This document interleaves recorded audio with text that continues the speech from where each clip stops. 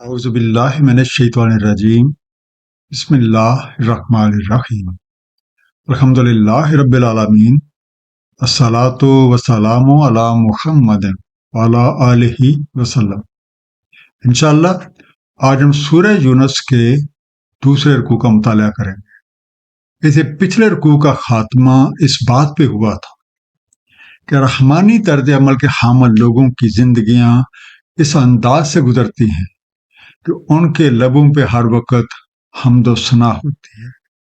ان کا ہر کام کی راف اللہ ہوتا ہے۔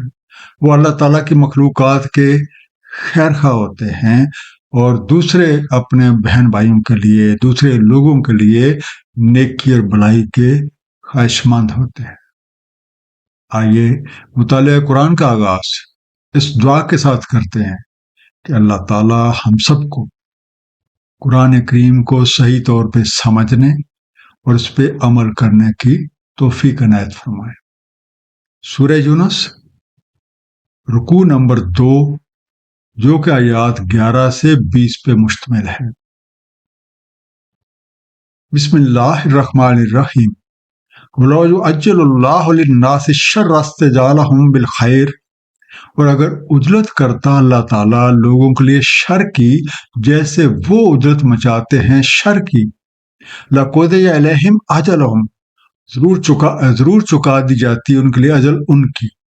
وَنَذَرُ الَّذِينَ لَا يَرْجُونَ لِقَاءَنَا فِي طُغْيَانِهِمْ يَعْمَهُونَ، سو ہم چھوڑ دیتے ہیں جو نہیں امید رکھتے ہم سے ملاقات کی، ان کی سرکشی میں اندھا دھند پھرتے۔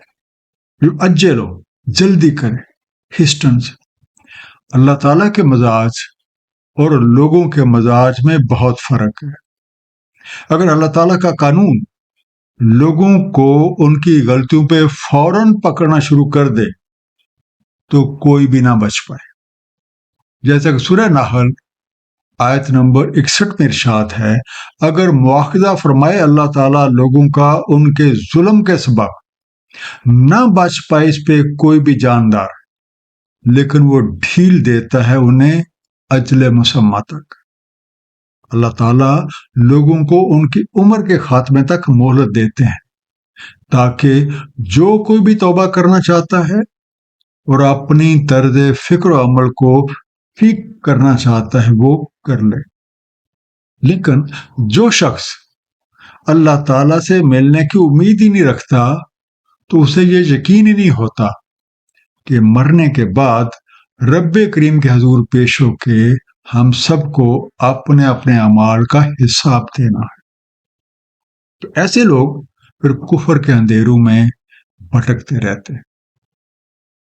وَإِذَا مَسَّ الْإِنسَانَ الضُّرُّ، اور جب پہنچتی ہے انسان کو کوئی تکلیف، دعانا لِجَنبِهِ أَوْ قَاعِدًا أَوْ قَائِمًا، ہمیں پکارتا ہے پہلو کے بل لیٹے یا بیٹھے ہوئے یا کھڑے ہوئے۔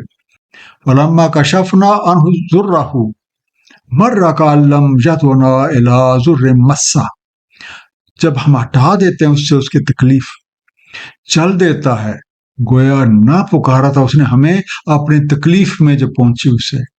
كَذَلِكَ زُيِّنَ لِلْمُسْرِفِينَ مَا كَانُوا يَعْمَلُونَ، اس طرح مزین ہے اسراف کرنے والوں کے لیے جو اعمال وہ کر رہے ہیں۔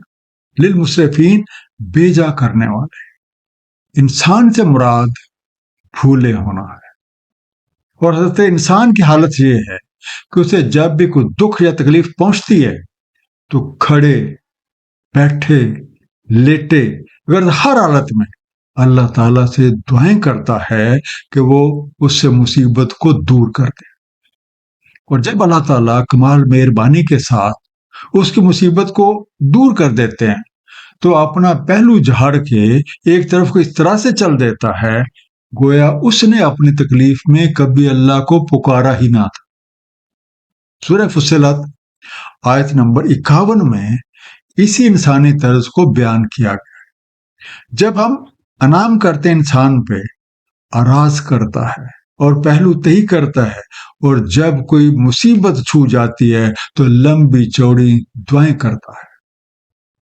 اسی طرح اپنی توانائیاں، وسائل اور صلاحیتوں کو بیجا استعمال کرنے والوں کو اپنے اعمال بہت اچھے دکھائی دیتے ہیں اور وہ اپنی اسی طرز پہ ہی قائم رہنے کو ترجیح دیتے ہیں۔ وَلَقَدْ أَهْلَكْنَا الْقُرُونَ مِنْ قَبْلِكُمْ لَمَّا ظَلَمُوا، تحقیق ہم نے ہلاک کر دی تم سے پہلے کی سنگتیں جب انہوں نے ظلم کیا۔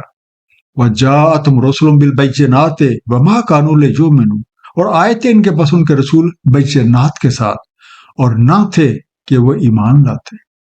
كَذَلِكَ نَجْزِي الْقَوْمَ الْمُجْرِمِينَ، اسی طرح ہم جزا دیتے ہیں مجرموں کی قوم کو۔ کوئی بھی ذی ہوش شخص یہ دیکھ سکتا ہے کہ ہم سے پہلے زمانوں کے لوگ رائے حق سے بھولے رہنے کی وجہ سے ہلاک کر دیا گئے، حالانکہ ان لوگوں کے پاس بھی ان کے رسول دلائل روشن کے ساتھ تشریف لائے تھے۔ ہر ایک نے اپنی قوم کے لوگوں کو رائے حق کی طرف بلایا، بھولے ہوئے لوگوں کو یاد لانے کی کوششیں کی، لیکن اکثریت نے ان کا کہا نہ مانا، اور خاص طور پہ وہ لوگ جنہیں اپنے اعمال بہت خوشنما دکھائی دیتے تھے، انہوں نے ایک نہ مانے، اور نتیجہ یہ ہوا کہ مجرم قرار پائے اور قانون ربی کے مطابق انہیں سزا ملی۔ سورہ نحل آیت نمبر 63 میں ارشاد ہے، واللہ، تحقیق ہم نے رسول بھیجے امتوں کی طرف آپ سے پہلے، تو مزین کر دکھائے انہیں شیطان نے ان کے اعمال، تو وہی ان کا دوست ہے آج، اور ان کے لیے ایک المناک عذاب ہے۔ ثم جعلناکم خلائف فی الارض من بعدہم، پھر ہم نے کر دیا تمہیں جانشین زمین میں ان کے بعد، لننظر کیف تعملون، تاکہ ہم نظر ڈالیں کیسے عمل تم کرتے ہو۔ تو نافرمان قوموں کے گزر جانے کے بعد رب کریم نے ہمیں زمین کا وارث بنا دیا ہے، ہمیں ہر طرح کی نعمتیں، وسائل اور صلاحیتیں دے رکھی ہیں۔ یہ سب کچھ بلا مقصد نہیں ہے، بلکہ یہ دیکھا جانا ہے کہ ہم لوگ اس طرح کی طرز فکر و عمل کا مظاہرہ کرتے ہیں۔ آیا ہم رحمانی طرز کو اپنا کے اپنی زندگیوں کو با مقصد بنا لیتے ہیں، یا پھر ابلیسی طرز کو اپنا کے اپنی من مرضیاں کرتے ہوئے بے راہ ہو جاتے ہیں۔ وَإِذَا تُتْلَىٰ عَلَيْهِمْ آيَاتُنَا بَيِّنَاتٍ، اور جب تلاوت کی جاتی ہیں ان پہ ہماری نشانیاں کھلی، قَالَ الَّذِينَ لَا يَرْجُونَ لِقَاءَنَا نَأْتِ بِقُرْآنٍ غَيْرَ هَٰذَا أَوْ بَدِّلْهُ، کہتے ہیں جو نہیں امید رکھتے ہم سے ملاقات کی، لائیے کوئی قرآن اس کی بجائے یا بدل دیں اسے۔ قُلْ مَا يَكُونُ لِي أَنْ أُبَدِّلَهُ مِنْ تِلْقَاءِ نَفْسِي، کہتے ہیں نہیں ہے میرے لیے کہ میں بدل ڈالوں اسے خود سے کچھ ڈال کے۔ ان اتبع الا ما یوحی الی، نہیں میں اتباع کرتا مگر جو وحی کی جاتی ہے میری طرف۔ انی اخاف ان عصیت ربی عذاب یوم عظیم، بے شک میں خوف رکھتا ہوں اگر میں نافرمانی کروں اپنے رب کی ایک عذاب یوم عظیم کا۔ ناتے لا دو ہمیں، برنگ اس، بدتر ہو اسے بدل ڈالیں، چینج اٹ۔ موجودہ صورتحال یہ ہے کہ جب قرآن کریم میں بیان شدہ حقائق اور نشانیوں کے ذریعے سے اللہ تعالیٰ سے ملنے کا یقین دلایا جاتا ہے، تو وہ لوگ جو اس حقیقت کے منکر ہیں دھڑلے کے ساتھ کہہ دیتے ہیں کہ ان کے لیے یہ بات قابل قبول نہیں ہے، اس لیے اس بات کی کوئی اور توجیہ تلاش کی جائے یا اس کے معنوں کو بدل ڈالا جائے۔ ایسے لوگوں سے کہہ دیا جائے کہ قرآن کریم کو بدلنے کا اختیار کسی کو نہیں ہے۔ ضرورت اس امر کی ہے کہ قرآن کریم میں وحی کردہ احکامات کو تسلیم کیا جائے اور ان پہ دل و جان سے عمل کیا جائے۔ اس وحی کے مطابق جو کوئی بھی ان احکامات کی نافرمانی کرتا ہے وہ عذاب کا مستحق ہو جاتا ہے۔ سورہ کاف آیت نمبر 27 میں ارشاد ہے، اور تلاوت کیجئے جو وحی کی جا رہی ہے آپ کی طرف آپ کے رب کی کتاب سے، نہیں کوئی بدلنے والا اس کے کلمات کو، اور آپ ہرگز نہ پائیں گے اس کے علاوہ کوئی جائے پناہ۔ یعنی قرآن کریم ہی وہ کتاب ہے جس میں نبی پاک صلی اللہ علیہ وآلہ وسلم کی سنت مبارکہ کے مطابق عمل کرنا ہمارے لیے عذابوں سے محفوظ رہنے کی گارنٹی ہے۔ قُل لَوْ شَاءَ اللَّهُ مَا تَلَوْتُهُ عَلَيْكُمْ وَلَا أَدْرَاكُمْ بِهِ، کہتے ہیں اگر اللہ تعالیٰ چاہتا نہ میں تلاوت کرتا اسے تم پہ اور نہ وہ تمہیں واقف کرواتا اس سے۔ فَقَدْ لَبِثْتُ فِيكُمْ عُمُرًا مِّن قَبْلِ، تحقیق میں رہ چکا تم میں ایک عمر اس سے پہلے بھی۔ افلا تاقلون، کیا تم عقل سے کام نہیں لیتے؟ ادراکم، تمہیں آگاہ کرتا ہوں، made it known to you. لبستو، میں رہا ہوں، آئی ہیو اسٹیڈ۔ اب جو لوگ اپنے رب کریم کی نشانیوں کو دیکھ کے بھی اس سے ملنے کا یقین نہیں کرتے تو ایسے لوگوں سے کہہ دیا جائے اگر اللہ تعالیٰ چاہتا تو یہ حقائق تم پہ منکشف نہ کیے جاتے۔ دوسرا، ذرا اس بات پہ غور تو کرو، میں تمہارے درمیان ایک عمر گزار چکا ہوں، تم لوگ میرے ہلاک سے اور کردار سے خوب واقف ہو، کیا میں نے کبھی کوئی جھوٹی بات تم سے کی ہے؟ اپنی عقل کو کام میں لاؤ، ٹھنڈے دل و دماغ سے سوچو اور غور کرو، ہو سکتا ہے تمہیں سمجھ آ ہی جائے۔ فمن اظلم ممن افترى على الله كذبا او كذب بآياته، تو اس سے بڑا ظالم کون جو افترا کرے اللہ تعالیٰ پہ جھوٹا یا تکذیب کرے اس کے نشانیوں کی۔ انہ لا یفلح المجرمون، بے شک مجرم فلاح نہیں پاتے۔ عقل سے کام لیتے ہوئے یہ بات ذہن نشین رکھنی چاہیے کہ اپنی طرف سے کوئی بات گھڑ کے اسے اللہ تعالیٰ کی بات قرار دینا یا اللہ تعالیٰ کے نشانیوں کو دیکھ کر اس کے پیغام کو خوب سمجھ کر اس کی تکذیب کرنا بہت بڑا ظلم ہے۔ ایسے جرائم کرنے والے کبھی بھی فلاح نہیں پاتے۔ سورہ اعراف آیت نمبر 40 میں ارشاد ہے، بے شک جو تکذیب کرتے ہیں ہماری نشانیوں کے ساتھ اور تکبر کرتے ہیں ان سے، نہیں کھولے جاتے ان کے لیے دروازے آسمان کے اور نہیں داخل ہوتے وہ جنت میں، حتیٰ کہ گھس جائے اونٹ سوئی کے ناکے میں، اور یوں ہم جزا دیتے ہیں مجرموں کو۔ وَيَعْبُدُونَ مِن دُونِ اللَّهِ، اور بندگی کرتے ہیں اللہ کے سوا، مَا لَا يَضُرُّهُمْ وَلَا يَنفُعُهُمْ، جو نہ ضرر پہنچا سکتے انہیں اور نہ ہی نفع دے سکتے انہیں۔ وَيَقُولُونَ هَؤُلَاءِ شُفَعَاؤُنَا عِندَ اللَّهِ، اور وہ کہتے ہیں یہ ہمارے شفاعتی ہیں اللہ تعالیٰ کے حضور۔ قُلْ أَتُنَبِّئُونَ اللَّهَ بِمَا لَا يَعْلَمُ فِي السَّمَاوَاتِ وَلَا فِي الْأَرْضِ، کہتے ہیں کیا تم بتلاتے ہو اللہ تعالیٰ کو جو اس کو معلوم نہیں آسمانوں میں اور نہ ہی زمین میں؟ سبحانہ وتعالی عما یشرکون، پاک ہے وہ اور بالا و برتر ہے اس سے جو شرک وہ کر رہے ہیں۔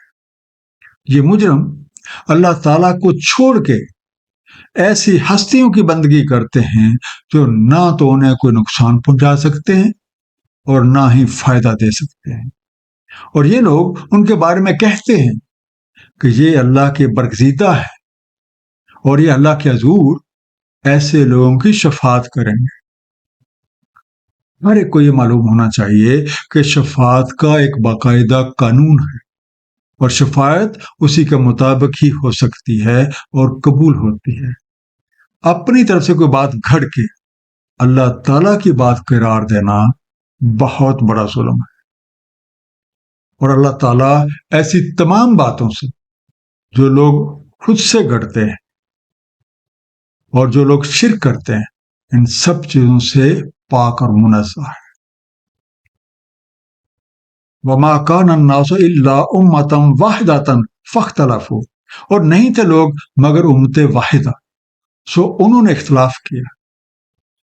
वलौला कालिमातुन सबकत में रब्बिक, और अगर ना होता है कलमा साबका तुम्हारे रब की तरफ से, लाकुदिया बैनुहुम फी मा फीहि यख्तलिफून, जरूर तय कर दिया जाता उनके माबैन उनमें जिसमें ये इख्तिलाफ कर रहे हैं।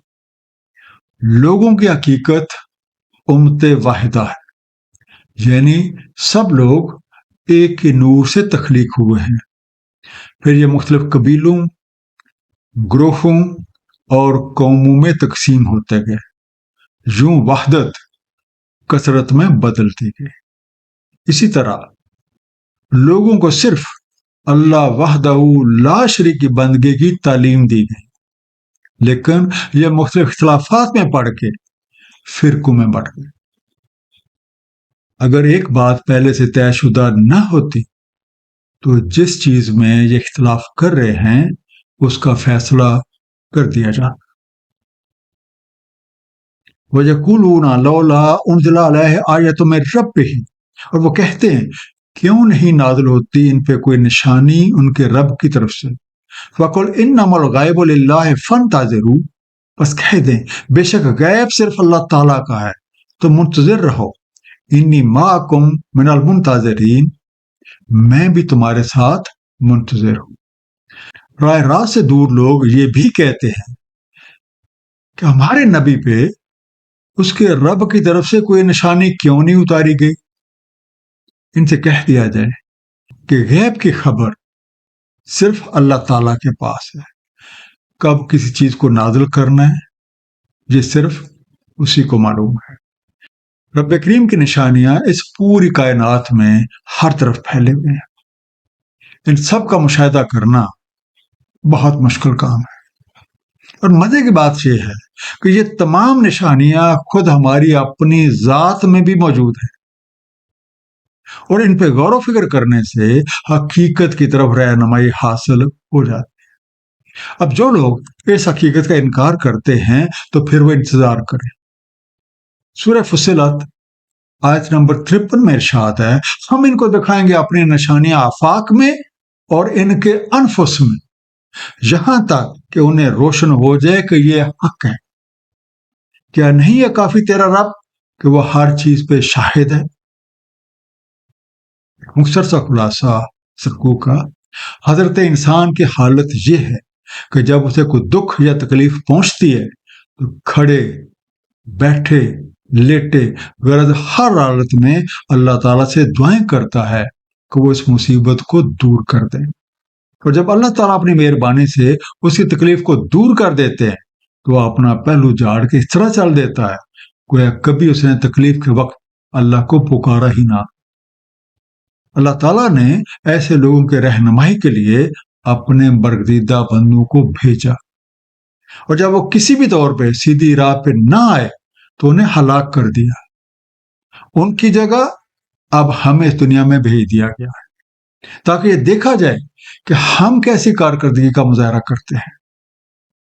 आज भी ऐसे लोग मौजूद हैं कि जब उन्हें अल्लाह ताला की निशानियों की मदद से राह हक की तरफ बुलाया जाता है तो अक्सरियत उसका इनकार करती है और अल्लाह को छोड़ के अल्लाह की मखलूकात से अपनी तवक्कुआत वाबस्ता किए रखती है, जो कि शिर्क है।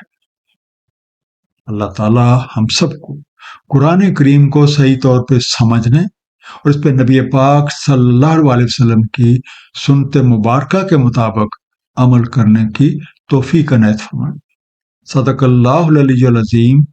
सल्लल्लाहु ताला अला हबीबिही मुहम्मदिन व अला आलिहि वसल्लम।